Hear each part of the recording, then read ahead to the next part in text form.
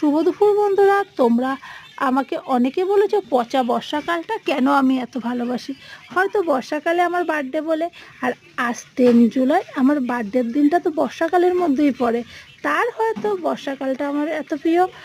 আর বৃষ্টিকে আমি এত ভালোবাসি। চলো কিচেনে চলে এসেছি। বার্থডে লাঞ্চে আমার কী কী রেডি হয়েছে দেখি। তার আগে তোমাদেরকে একটা কথা বলি, আমি অতি সাধারণ একজন মানুষ, তাই আমি এসবের ধারধারি করি না, বাট বাড়ির বায়না যে করতেই হবে, তাই একদম সিম্পল লাঞ্চে আমি অ্যারেঞ্জ করতে বলেছিলাম।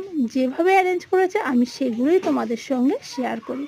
চলো, বাটি চাপা ভাত আর তার সঙ্গে 2টো কাঁচা লঙ্কা দিয়েছি। আমি কাঁচা লঙ্কা খেতে তো খুব ভালোবাসি, তোমরা জানোই।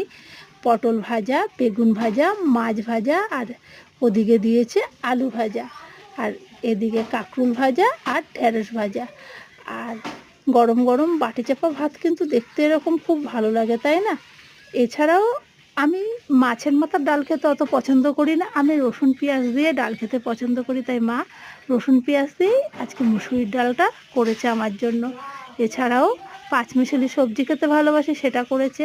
আর কাতলা মাছের পাতলা করে ঝোল করেছে, আর সঙ্গে এক গ্লাস ঠান্ডা ঠান্ডা জল দিয়েছে।